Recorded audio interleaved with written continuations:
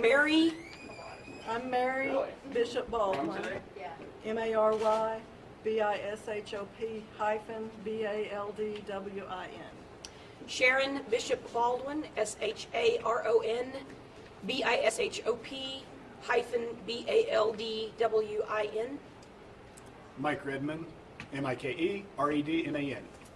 Sue Barton, SUEBARTON. Dr. Gay, GAYPHILLIPS, Phillips. Can I get her to restate your name real fast? Mary Bishop Baldwin. Perfect, thank you. Schmerin collectively. Yeah, we are Schmerin. We're Barton Phillips Incorporated. Is that like Laverne and Shirley? Probably. Yeah. I'm Doris. Doris. That's where I got us. We have some friends that have been married for many years now, and 32. Mike, do you need a bottle? And one of them, Mary has. someone asked them when they got married if they were going to change their names, and they said, yes, we're both changing our name to Ralph. Go ahead. All right. Okay, where do I put this that's best out of your way? Anywhere's fine, honestly. Okay. Anywhere's fine. Yeah, Toby would like product placement. Yeah, it's an advertisement. Okay, Mike. All right.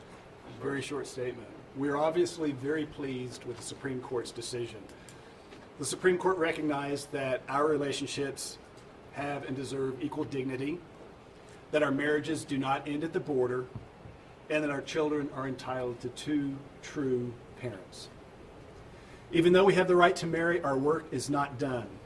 We have a long way to go with regard to equal rights. It is still legal to discriminate against gay, lesbian, and transgendered individuals with respect to their homes, housing, accommodations, and employment. And until we have equal rights in those areas, we will continue working, and we will be here advocating on their behalves. I'll go next. Obviously, we're elated at the ruling today. The High Court has spoken. It is now the law of the land. We're certainly excited because back in October, Sharon and Mary were able to be married. But part of what Gay and I have been fighting for all this time is to have our marriage recognized. And now that is the case. That is the law of the land. Wherever we go in the United States, our marriage is recognized. So all of that said, and I know there'll be much more as the day goes on and the weeks to come, but in listening to the excitement and the reporting and getting all of the notices and the congratulations and the yays and all the things that have come through on Facebook and the television and our telephones and so forth. I've also listened to some of the dissenters and some of the things that they have said, and I really want to address that. Nothing changed today in our Constitution. The Constitution still stands as strong as it has for well over 200 years now. Just as the 14th Amendment was upheld today, and just as it was honored under equal opportunity and equal protection, rather, and due process, the First Amendment still stands as well. And the four of us have always said, and we'll say again and again, we support the entire Constitution of the United States. So for those people who will be told horrible things will happen now and their religious rights and such will be violated and they won't be accepted, marriage will be violated in some way in their beliefs, those are fear tactics that will be perpetrated upon them by those who are outside the boundaries and knowledge of what the Constitution does. And today, the First Amendment stands just as strong as it did yesterday and all of the days before. We have the right to free speech. That's how we're here. We're before the press. That's how you're here. And my religious beliefs and my religious rights, I can now act out and stand on those beliefs just as other Christians, non-Christians, other denominations, other beliefs can do. our liberty, our protection under the Constitution was not violated. This was not a religious issue to begin with. It was a civil issue. It has always been a civil issue, and that did not change today. And for that, I am very thankful about every aspect of what has been accomplished today, not only for additional rights, but the protection of all of our rights, including our religious rights. So don't confuse that. Don't let someone put fear in your heart or discourage you in any way. The Constitution is there to continue to protect you, just as it protected us today. Thank you. Microphone's over toward it, just a little bit, just so we can get nice, good, clean audio. Speak up a little bit louder. 3,878 days ago, the four of us filed a lawsuit here in Oklahoma against Oklahoma and against the United States. Those weren't the specific plaintiffs, but in order to gain marriage equality. Sue and I have been together for 30 and a half years. Today is a great day for us because it validates our relationship, our legal, not only our legal rights, but also our responsibilities to and for each other. I can tell our children that they're no longer illegitimate in some ways. We can both claim our kids.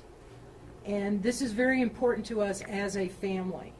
So I want to thank all of the people that have helped and supported us, who are celebrating with us today, and to also take a moment just to remind all of us of not only the work that we still need to do for gay rights and gender equality, but also against the hatred and racism that's been going on since the beginning of our country and continues today as we mourn the loss of people in Charleston, South Carolina. And I just want to take a moment to recognize that and to say that as joyous as today is for me, it's also a very sad day to know that we've lost 9 people that we should not have lost because of hatred that continues. And we need to end the hatred. We all have a responsibility to do that. And I ask you to join me in doing that wherever you find it. Thank you.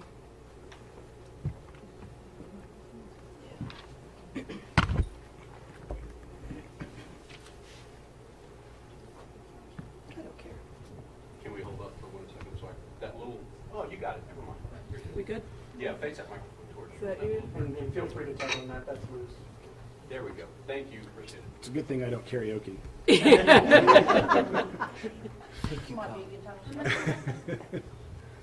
Testing, testing. 1, 2, testing.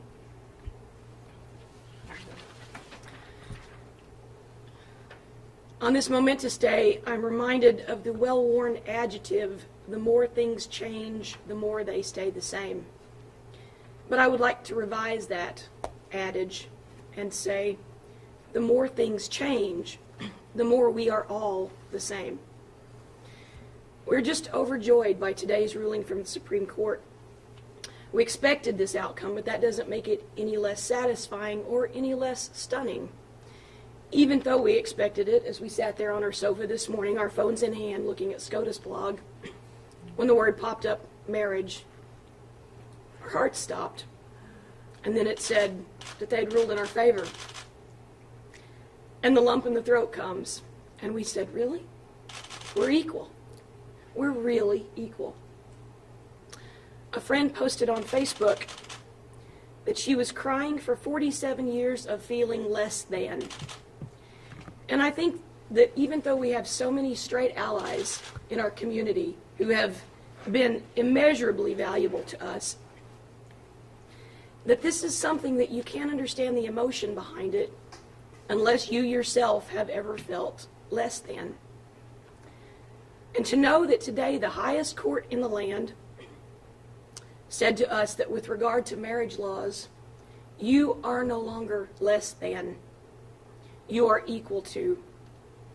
And that's all we've ever wanted. It has never been about wanting more than. It has been wanting as much as. So, we like to thank the 5 justices who understood today that humanity is made greater as a whole through equality. We hope that the 4 justices who did not understand that will come around in time. Probably not, but that's okay. We want to thank all of our supporters, both gay, lesbian, bisexual, transgender, straight, questioning, gender fluid, all of those wonderful diversities that make up the rich tapestry of Americana. Because our country's greatest strength is not in conforming. It is in individuality and respecting each other's individuality, even if you don't approve or like it or want to share in it. So in the meantime, what we gay people are going to do is we're going to keep living our lives. We're going to go to our jobs. We're going to pay our taxes. We're going to raise our families. We're going to worship if we choose to or not. And we're going to keep working to change the hearts and minds of the people who still don't understand, who still don't see that equality makes us all better. Thank you. And I'd like to keep in mind for all of us the history that has gone before this day. Many people have the idea that these changes toward marriage equality have come so quickly, but I want you all to remember and know that this has been building over a long, long time. And I'm not just talking about our 10-year lawsuit, which we got in the works 11 years ago now. We were talking with lawyers 11 years ago about filing this lawsuit that eventually was filed in November of 2004. And I'm talking about decades and decades before that, when other gay rights pioneers, who maybe didn't even mean to be activists, but were thrown into those roles because of circumstances that befell them. They might have been working for the government as a scientist, for instance, and been fired just for being gay, and their careers ruined. So they decided to take a chance, because their careers were already ruined, and file a lawsuit and try to petition their government for a redress of their grievance.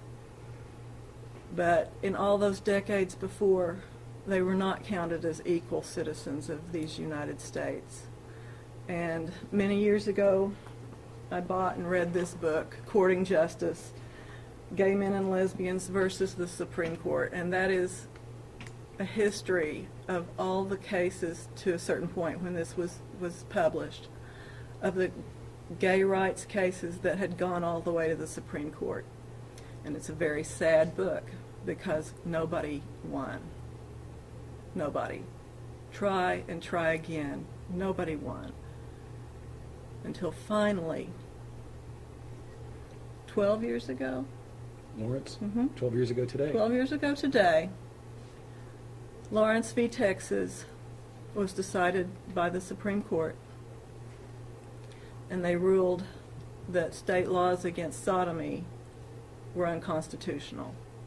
So the first time in our history, it was no longer illegal to be gay. And once that happened, other things could start to fall in place. Because as long as we were not legal just to be, we couldn't pursue any other rights. But 2 years ago today, Edie Windsor overturned DOMA before the Supreme Court. That's the Defense of Marriage Act. And at that point, the federal government had to recognize all of the marriages of the gay couples like Sue and Gay who had a legal marriage somewhere. And that Supreme Court opinion put things into motion even further and made it possible for us to win our lawsuit last year. And we were finally able to be married. And today, the Supreme Court has acted on its own precedent in the Windsor case and has ruled that marriage equality is the law of the land. So no matter where we travel in this country, we're still married. Until today, when we flew anywhere and flew through Dallas, while we were in the Dallas airport, we were no longer legally married because Texas did not have marriage equality. As of today, it does. If we had crossed a state line in several directions, our marriage would not have been considered valid anymore. Today it is, no matter where we go in this country. And we're so thankful for that, not just for ourselves, but for all gay men and women in all the states and territories of this country. Thank you. Anybody have any questions? Yes, I have one for Mike. Move the microphones down. Sure. Thank you. Or I could just lay across the table. That would be fun. You want to sit in my lap? Is that what you're saying? Throw a leg up here. Mike, with your legal expertise, looking over the ruling, were there any gray areas today that concern you at all that may come up in the future, or was there any concern about something left unaddressed? I think the opinion was very unequivocal. There are no gray areas out there. I think if a group of people want to challenge this opinion, it's going to have to be by a constitutional amendment, because it is a well-written, thorough opinion.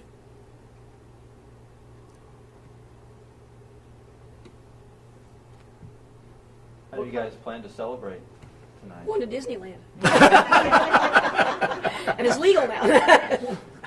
Actually, we'll be right here at the Equality Center this evening to celebrate with all who want to come and join us in that celebration. And we hope to have the fire marshals worried about how many people are here. But please come out and join us if you'd like to celebrate. That's right. We hope to have dancing in the streets.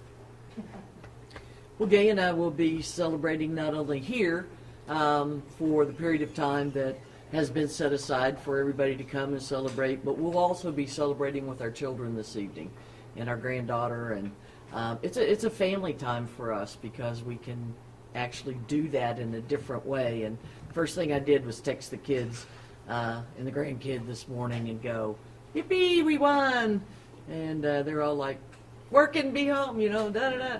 They were shooting back excitement statements to us, so it was really important. So more than anything, I think we want to spend some time with our family, just taking it all in. Why is it so important that this happened today in the Supreme Court at that highest level? Why is it so important to each and every one of you? Because the Supreme Court's our ultimate, It's the final word. yeah. When That- we have disputes as a country, we take things to the Supreme Court, and they ruled in our favor and said that bans on same-sex marriage is illegal. It's unconstitutional. I think it's really important to us also because it does give us all of those protections, those rights and responsibilities that Gay mentioned earlier, but it also gives us a huge amount of protection that just automatically comes when, prior to today, non-gay people would go and sign a marriage license and get that stamped and registered. And as, I hate to admit this, but as Gay and I move toward retirement age, we're not retired yet, but as we do that, it's very important to us to be able to protect one another around Social Security, around inheritance rights, and not having to pay hundreds of thousands of dollars in taxes for inheritance, that our children will be able to inherit what we give them and not have to fight over, well, they're not legally your kids. There are just so many things that protect us. Retirement benefits for both of us, health care benefits for both of us, the things that are just normal and not even questioned sometimes by others who go down and sign a marriage certificate and it's a done deal. They don't question that. If and when one of us becomes ill, we can sit with one another in the hospital without being questioned or being turned away. We can make decisions about one another that will come toward the end of life, that will be required to be made. And we can honor that as a couple and not just be turned away, or as the primary plaintiff in the case that was won today. You know, he was not allowed to even put his name on his husband's death certificate. You know, unfortunately, those who went before us, such as John and Edie Windsor, those cases that Mary talked a moment ago, their spouses didn't live long enough to see this win or their win at that time. And we're very thankful that we are both here today and we have lived long enough to acknowledge and be acknowledged. But, you know, my heart goes out to those people. We have many, many, many people right here in Tulsa, Oklahoma, who have lost their spouses, lost their homes, lost their jobs, lost everything because they didn't have that one legal right. You know, it's not even just necessarily about about us and our relationship and our rights to each other.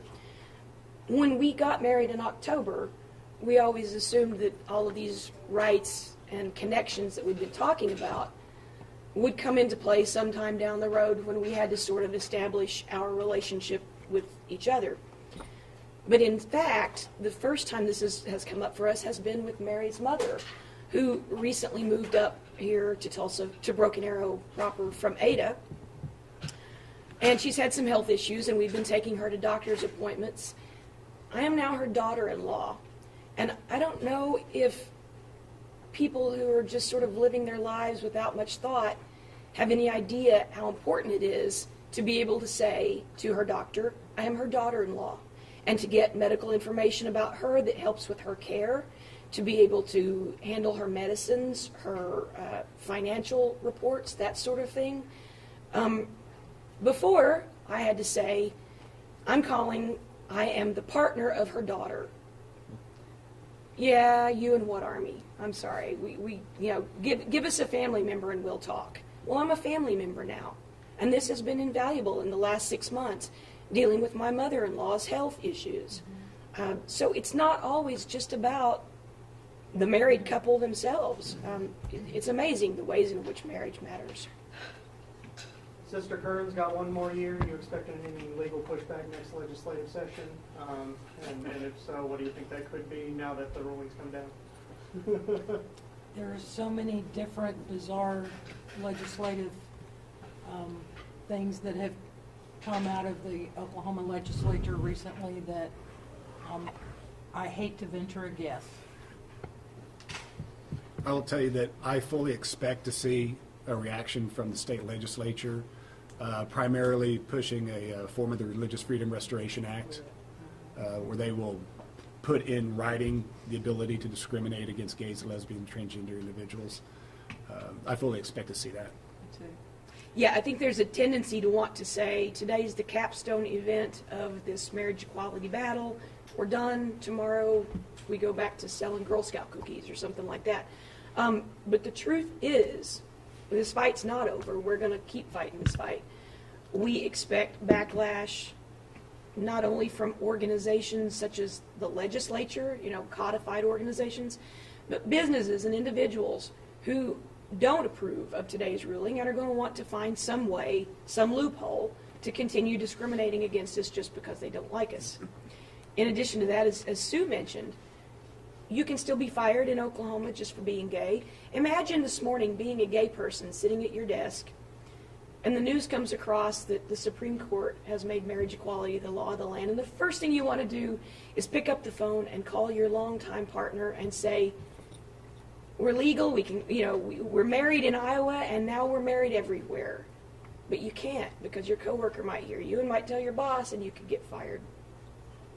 You can still be evicted from your home in Oklahoma because you're gay. This morning, one of the first things Mary and I did was put out our American flag to signify our pride. It has a rainbow flag hanging underneath it. If you live in an apartment and you're a gay person, you probably don't feel comfortable doing that because you could get evicted. There are still battles to be fought related to marriage. Marriage equality is wonderful. In some cases, it's opened wounds that maybe are going to fester in other areas. We still have a lot of fighting to do, but that's tomorrow. Today we're going to celebrate. Speaking of tomorrow, I'm sorry to interrupt you. Speaking of tomorrow, looking forward to the next generations coming. This has been our battle for years, decades, generations. Knowing that this legal battle has been won, we can happily say that now. What advice would you give to the coming generations, knowing that the fight isn't over yet? We have more to do.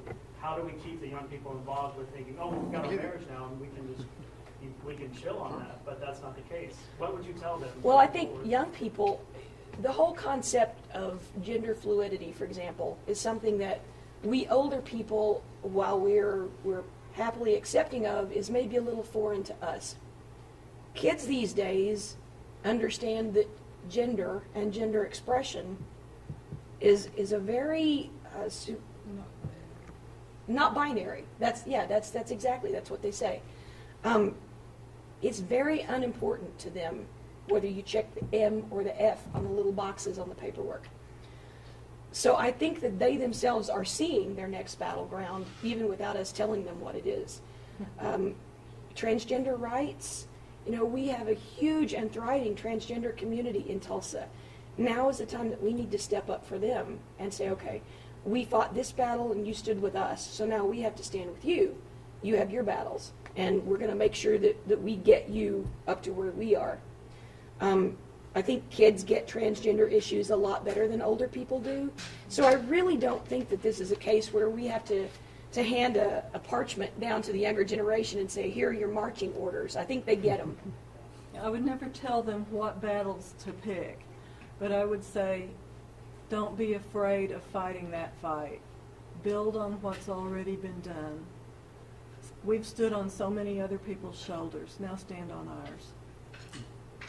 And I think part of our role in that also is that we have a responsibility not only to say stand on our shoulders and to support them, but to also teach them. When young people have come to us and said, how did you do that? It's time to sit down with them and say, here are the different ways that you can advocate for yourself. You can advocate for others. You can go to the courts and deal with situations. You can get people around you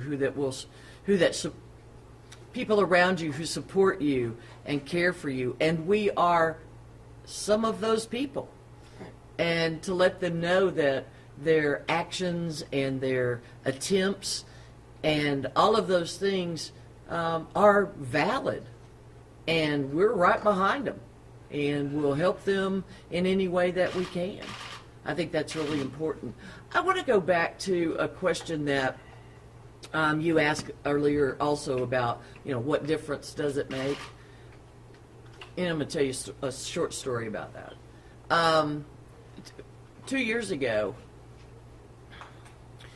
my great-nephew came to live with us. Both of his parents are deceased. He didn't have anybody. He's a minor.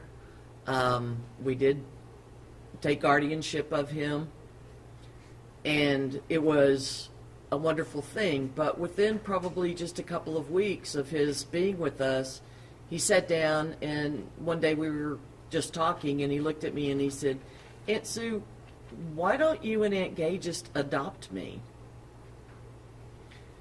And one of the hardest things I ever had to say to that child was, we can't. And it's not only a legal issue, but we both could not adopt him, which then put us at risk around inheritance issues. If one of you can. If only one of us were able to adopt him. And it would just be a legal tangled nightmare. And I cannot tell you how hard it is to look into the eyes of a precious child that you love so much and tell them, I can't. He's still with us. He's going to be with us from now on. We're his moms, so to speak, although we'll never take the place of his parents. But we love this young man, and he loves us. And if today he came to us once again, or if our daughter, who's now 40 years old, that we took when she was 15, came to us and said, Mom, I'm ready for you to adopt, then by golly, we'll be at the courthouse with papers signed and ready to go. That's a difference that impacts our family. Legally asking, and this may be showing my total stupidity, so, common law marriage, people that have been together and they have shared bank accounts and all that. Does this now change, Oklahoma and common law marriage, and is there now something with that? I mean, I'm just totally just throwing that out. All yours. Well, go, Doc. Well, There's some if you think it's a stupid question, then I might give you a stupid answer. I don't think it's stupid. No, I mean, isn't. that's actually a very valid question, and I can't give you a definitive answer, but my reaction is it's the same as a heterosexual common law marriage. I mean, there shouldn't be any difference whatsoever. There are two legal issues that domestic partners and employers need to be wary of, or to be aware of. Domestic partners came about because same-sex couples could not get married. So a person would get benefits through their employer, health insurance, life insurance, disability insurance, and the domestic partner would get it. Well, now that we can get married in all 50 states, the need for a domestic partner program goes out the window. So I anticipate there are going to be employers phasing out domestic partner benefits over time. They may continue it, who knows? But they're going to be phasing it out. So people need to be wary of that. But what complicates it is there's a federal law called COBRA. When you leave your job, you get to elect continuation coverage for 18 months. The law does not require that COBRA coverage extend to domestic partners. An employer can elect to include domestic partners, but there's no requirement that they do so. So if an employer terminates their domestic partner benefits, a person could theoretically lose their health insurance that day. And then also with the Department of Corrections, where I think a little while ago we were talking about if people in prison want to get married. Now with this being, does this change that whole aspect? Well, same-sex couples in prison can get married too. Yeah. I mean, the Supreme Court has said that persons in prisons are entitled to get married. And today they've said it doesn't matter if you're same sex or opposite sex. The more things change, the more we are all the same. I'm not a legal expert, and I'm not going to attempt to even step into Mike's territory.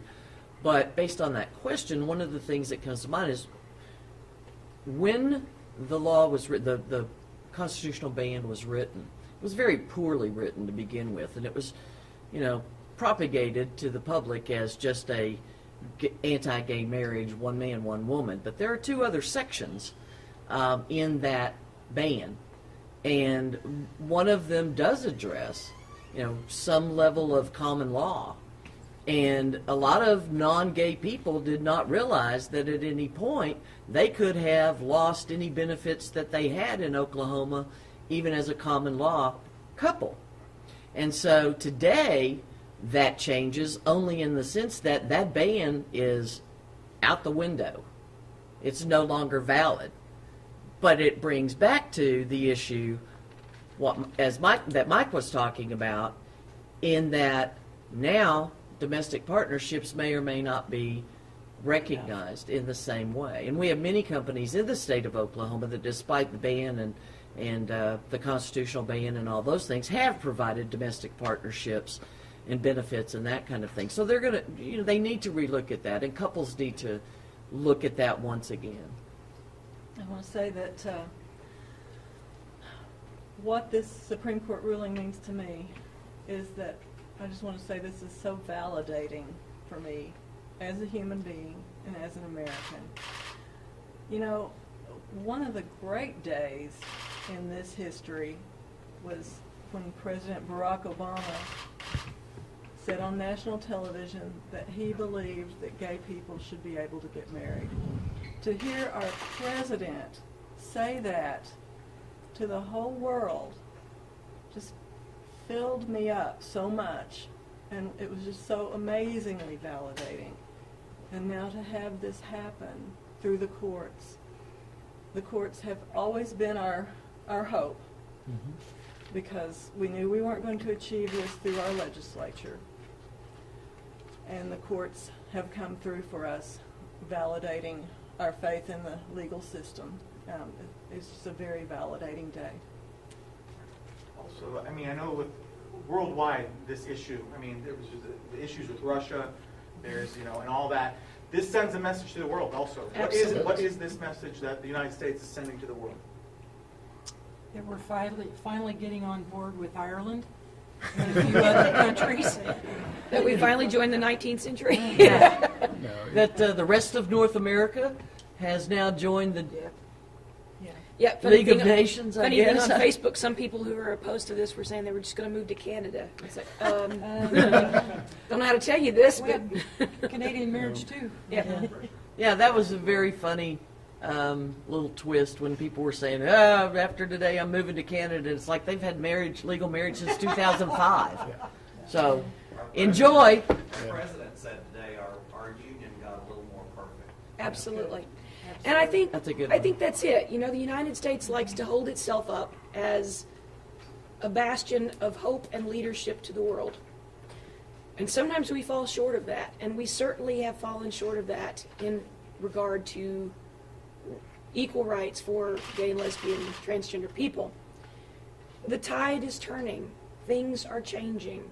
And the more our country says we believe in equal justice under the law, you know, those words are inscribed on the top of our Supreme Court building, but we haven't always abided by them. So I think the more we strive as a country to uphold that saying that's on our Supreme Court building, the more the world will respect us. This is the South. We're still talking about the Confederate flag.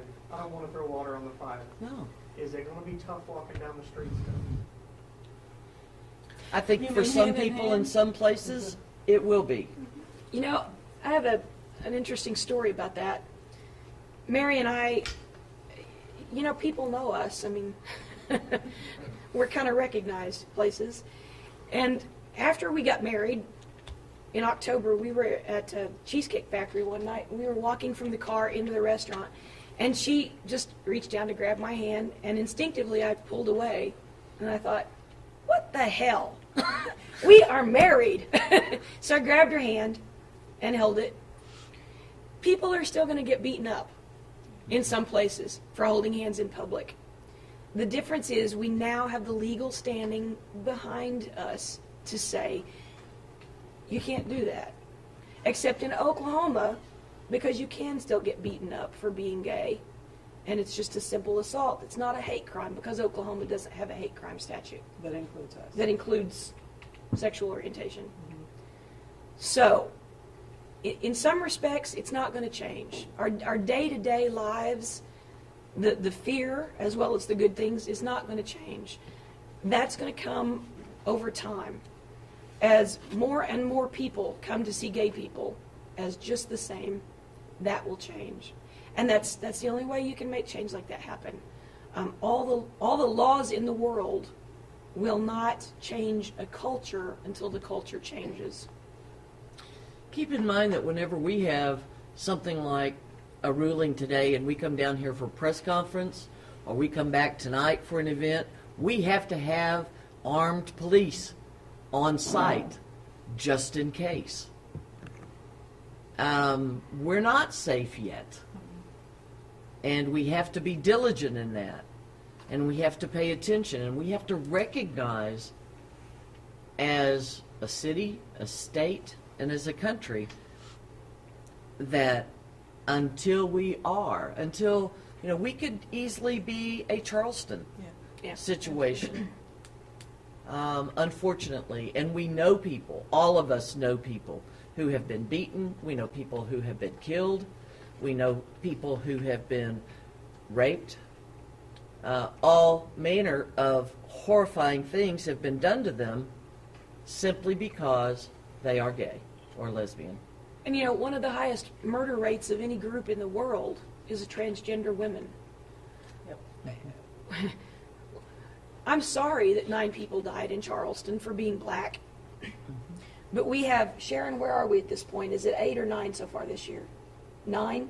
This year. 9 people since January 1st, 2015 in the world have been murdered for being United transgender. States. I'm sorry, in the United States have been murdered for being transgender. That's a problem. I'm sorry they weren't all in one spot, and so it's not getting the headlines that Yeah. Charleston's getting. Exactly. But that's a problem. And it doesn't lessen what happened in Nope, Charleston, not a bit. but it also makes it very clear that for some people, we're not as important. Right. Deaths of our people Yeah. are not as important as the deaths of others. And that has to change. Yes.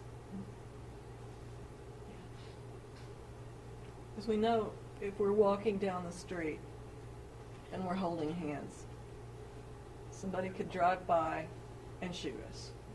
So Just for holding hands. Don't give them any more ideas. No, I don't. They're wanna, already out don't there. want to do that. I know. I'm just They saying. already have They the already have ideas. the idea. That's true. But rulings Yeah. like today's do make us a little braver. We happy? Oh yeah. Oh yeah, we're Oh, happy. yeah. We're very happy. It's a great day to be gay in Oklahoma. Yes, it is. Or it's, you know, the United States. It's a great day in America. It is. Thanks, guys. Thank Appreciate you. y'all Thank very you. much. Thank Did you. you have another question? You were about to ask another Just question. the last thing that popped in my head is just the financial aspect of fighting this legally. What was the Oklahoma's, I mean, what did you guys have to spend? I mean, just, people like to talk big numbers. Is there a big number that this decade-long fight or 11-year-long fight? If we had had to pay our attorneys out of our pockets, we would be well over, I think, $500,000 by now. Yeah, Or close easily. to that, easily. The biggest verifiable number of recent weeks is the roughly $300,000 that Tulsa County has been ordered to pay our lawyers for their work defending, not defending, but fighting our fighting battle. us and Yeah, Yeah. appealing our district court decision. Right. We did not ask for attorney's fees for the lawsuit up to our victory last January, but and we the did not Tulsa get County- fees for the Supreme Court portion of the Yeah, lawsuit. but Tulsa Right. County appealed our win to the 10th Circuit. They didn't have to do that. As a result of that and the fact that we prevailed, the court ordered Tulsa County to pay our lawyers nearly $300,000 in attorney's fees.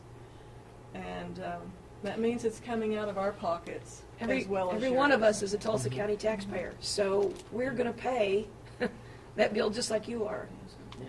Have you gotten any pushback from that, or is it kind of the money coming your way smoothly? I think people are mad at the system. I don't think they're mad at us for it. Probably the biggest furor about that particular issue is that the state doesn't have to share any part of that financial burden, and yet the state is the one who put forth the law that the county was defending when it appealed our victory.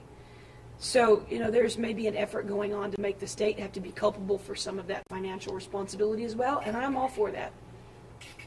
They're the ones that have continued to put it out there and fight Exactly. and make all the comments, our governor, our legislators, etc. But I want to come back to one more aspect of that. All of the hours, the years, the weeks, the months that our attorneys put into this, the three of them, has all been pro bono. All other expenses that we have had that would have been charged to us that were expenses for filing and briefs and things that went to our lawyer's company, or our firm, we have had a fund that has been supported by the community, by our church initially, and also by the Equality Center to help pay for those expenses. So we are very blessed. Unlike some of the other defendants and plaintiffs that we have met in Washington, D.C. and across the country who are thousands upon thousands of dollars in debt. We have been very blessed, which shows, I think, very clearly how much support there is for this kind of move in the state of Oklahoma. That despite, again, what's heard constantly on the negative side, there are a lot of people, both gay and straight, religious and non-religious entities, who have supported us all the way for the last 11 years nonstop. And that's how we were able to be able to do this, because obviously the four of us would never have been able to do that. We're eternally in debt to Oklahomans for equality. But not literally. Yeah, Not in financial debt, just in the heart. emotional debt. Oklahomans for equality. What? Oklahomans are in debt to you. Oh, thank you. Thank you so much. Thank you, everyone. We'll see you tonight, and we'll try to say something a little bit different. Grab my mic. Great, thank you.